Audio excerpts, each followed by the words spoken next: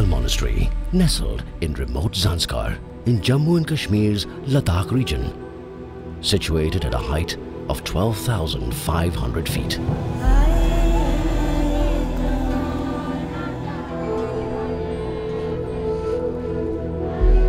This 2,500-year-old monastery, considered the most holy in the region, is accessible only through a narrow, treacherous trail.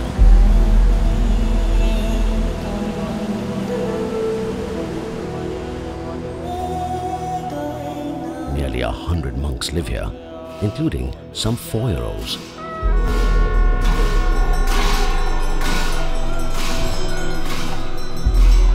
But after sundown, the entire region plunges into darkness.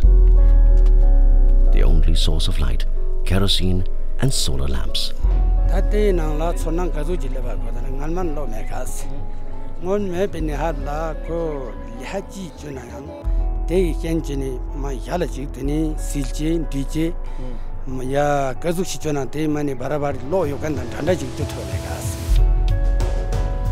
But this is going to change. The Global Himalayan Expedition's 20-member team from 13 countries will travel to light up the Phugtal Monastery with solar power.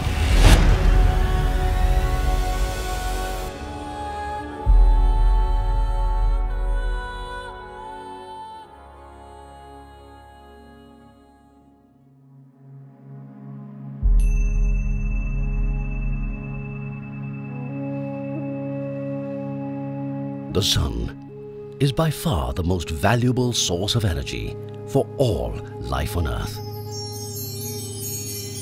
It is perhaps for this reason that this ball of fire is worshipped across cultures, including our own. The sun's radiant light and heat can also be harnessed as solar energy. The Ladakh region receives abundant sunlight due to its altitude, thin air, and lack of moisture. Basically, Ladakh is a cold desert, the monsoon wind which comes from the plains, the Himalaya mountains which comes in between, it robs off its all moisture which it has. So once we reach Ladakh, which is on the leeward side of the Himalaya or the rain shadow side of the Himalaya, they are left with no moisture. So Ladakh is left high and dry. Despite the abundance of sunlight, vegetation is scarce. The barren land with gravel and sand makes Ladakh uninhabitable.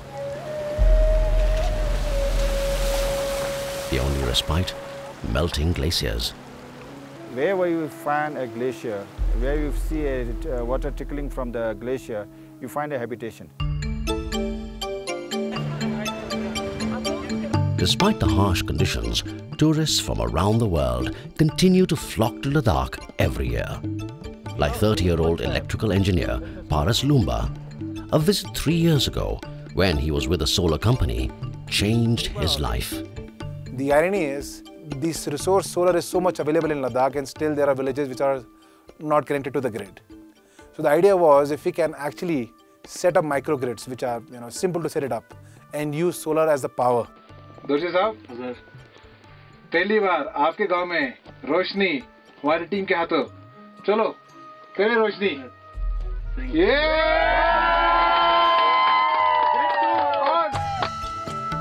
Paras went on to establish the Global Himalayan Expedition, or GHE, along with his brother Varun in 2013. They first set up an education base that runs on solar energy. Good morning. The idea actually came by the students. They were very impressed with the use of renewable energy to power the e-base, which is the education base that we run here. But it is the same students that go back to the villages and they don't have electricity. So for us, it was an eye-opener that for the villagers from where these students come in, if we can give them electricity there, it can transform them. There are a little under 6 lakh villages in India, out of which over 1 lakh remain in the dark.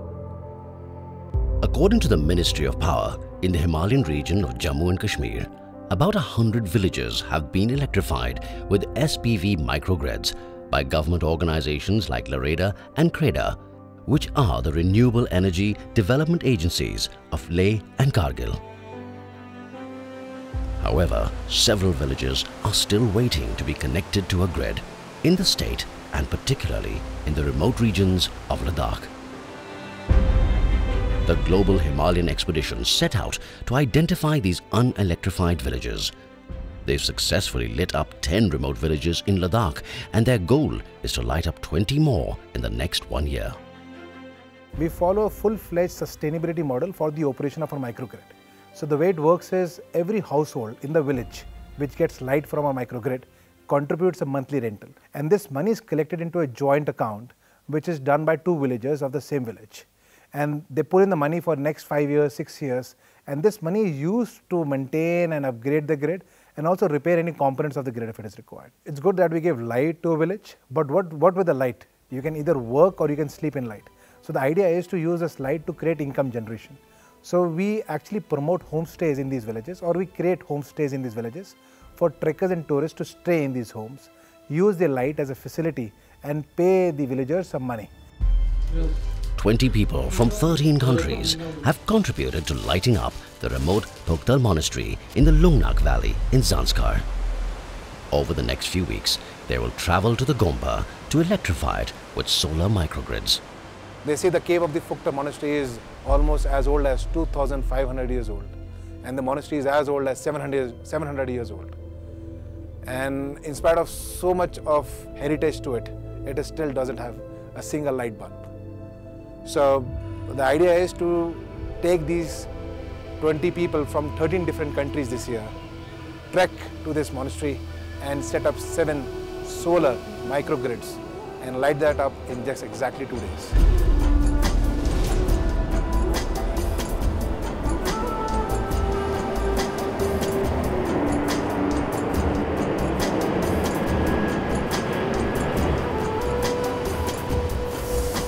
The team of 20, including 9 women from 13 countries, has arrived in Leh, the capital of Ladakh.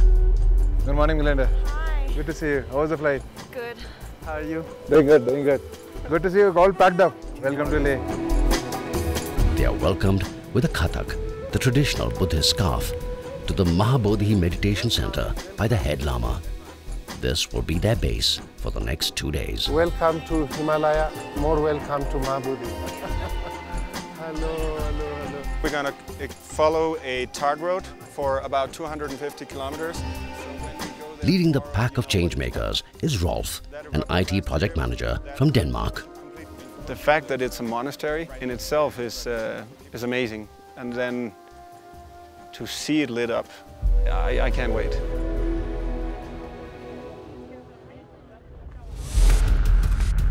All right, come on guys. Keep your bags here and move for lunch. Ensure your bags are tagged. Is that bag tagged?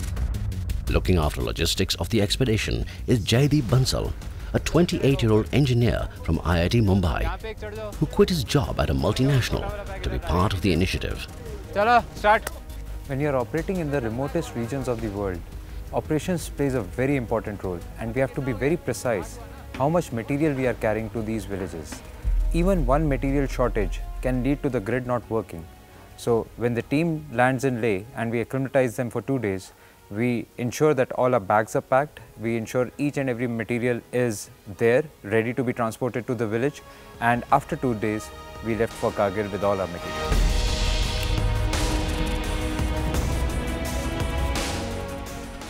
Journey from Leh to Kargil took us 7 hours, which was 250 kilometers. And it was so amazing journey. You have huge mountains around you and with different colors. And finally, in the evening, we reached Kargil. We stayed the night at Kargil, and it was the last night we got to sleep on beds in the entire expedition. Right now, we're just loosening up before the first part of the bus ride, which is going to be roughly 20-30 minutes.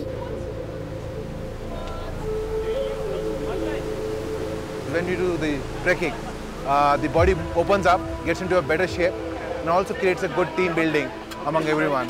So I think it's the first adventure of our tri-adventure activity.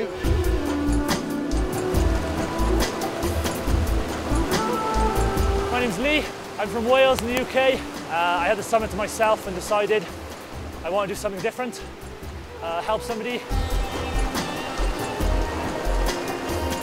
What makes a 17-year-old girl come from USA to this valley? What makes a doctor from South Africa come to this valley? They're all here just for one cause, to light up the Himalayas, to light up Phugtal.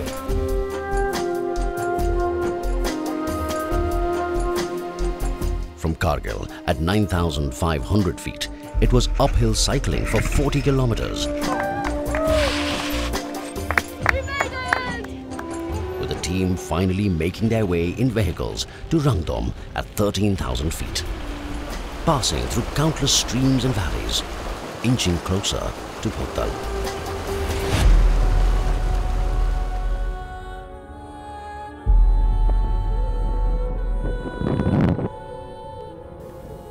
Rangdom Valley, which is at the height of about 13,000 feet above sea level, and it was very freezing and chilling. But fortunately, we have got amazing tents in which we were able to sleep all night. The next step is Icha village, where roads end. As the team takes the interior roads of the valley, where the harsh flow of the water has shifted the sand and gravel, forming large pits, making for an uncomfortable drive. But the scenery is a sight for sore eyes. On crossing the Penzila Pass at 14,000 feet. On our way to Icha, we crossed Penzila Pass, which is at the height of around 14,000 feet. It was so windy and so chilling. You can see huge snow-capped mountains, glaciers on our way.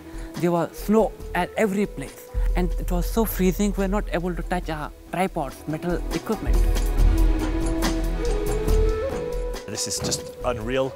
So I remember sitting in the bus at one point and I just had like a couple of seconds of reflection of, wow, look where I am. The team is close to the 23-kilometer long Drung Drung Glacier, which is the second longest glacier in India after Siachen. The glacier shows visible signs of global warming. Just few years back, it used to be till this point, full of snow. And for the last few years, it has been receding and going back and again. So this is exactly a sign of climate change. The level of water of the rivers have gone down. It has impacted the agriculture in this area.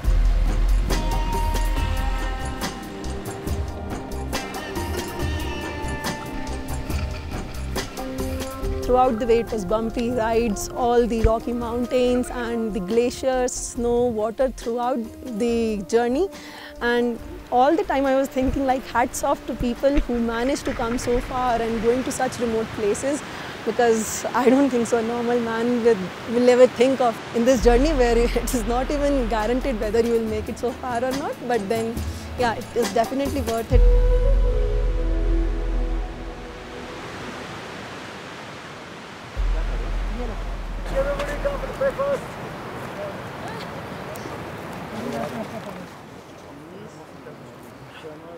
My name is Graham Jones. I'm from Johannesburg, South Africa. I'm a specialist in pediatrics, which means I love children, I love helping sick children, and I've dedicated my life to that. So really when this opportunity with GHE, to work with GHE came about, it was really combining all of these interests that I have, where they're going to some of the most remotest places of the world, deep into the Himalaya, to the Ladakh province, and to people who've been really cut off from the mainstream world from a basic point of view, from an energy point of view, an electricity point of view. 10 local porters and 45 horses accompany the team on their final trek to Phugtal. This is a major source of livelihood for villagers who accompany tourists on treks. Normal road today, so we're going to start out easy. But we're going to take first a path here, which I'm going to think everybody's going to be a little bit tired just from the beginning. But it's going to be a good start. The 15-kilometer rocky trail to Cha is a dangerous one. The lack of oxygen and the scorching sun can be extremely dehydrating and draining. But a misstep can be fatal. It was a dangerous trek because on one side you have the glacial river flowing, And even one small step, because the trek route is very narrow, even one small wrong step can lead you to falling into the river. But at the same time, it's very important to keep the entire team grouped together so that we are all walking at a normal pace and taking regular breaks. Despite frequent breaks during the 9-hour trek, the team finally reach Cha village, greeted by local women carrying the native brew known as chang. Nestled in the Zanskar Valley, Cha is at an altitude of 12,500 feet. The entire region is economically dependent on farming, which is seasonal, but the major source of livelihood is livestock. While summers are comfortable in Cha, winters are difficult, especially without electricity. हमारा गांव में बिजली नहीं है sir, हमको बहुत problem है sir. बच्चों को पढ़ाई करने के लिए नहीं है, फिर लड़कियों को रात को जो काम करता है वो नहीं हो सकता है, इसलिए बहुत मुश्किल है सर। बीमार होगा तो हमारा यहाँ लोकल एमसी है सर, इससे करते हैं, नहीं तो हम ज़्यादा सीरियस होगा तो हम पदुम में ले जाते हैं घोड़े पर सर। ये मुश्किल है सर हमारे लिए।